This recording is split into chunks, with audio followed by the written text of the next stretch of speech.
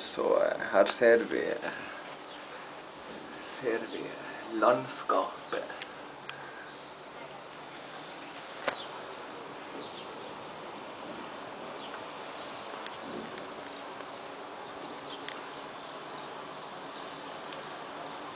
Og så kan Olav få ta over ordet her.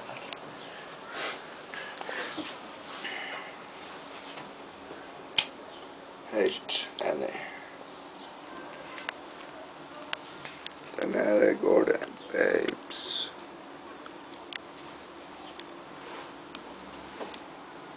Det er en Volvo.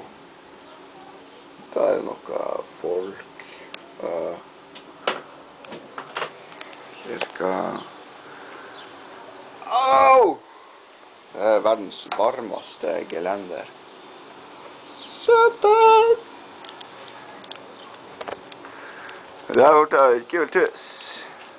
Hypoteket har noe åker. Ja, så sånn er det. Altså der har vi litt skog. Og noen som bor inne i skogen litt lenger opp. Ja, så sånn er det. Ja, så ikke jeg har lyst.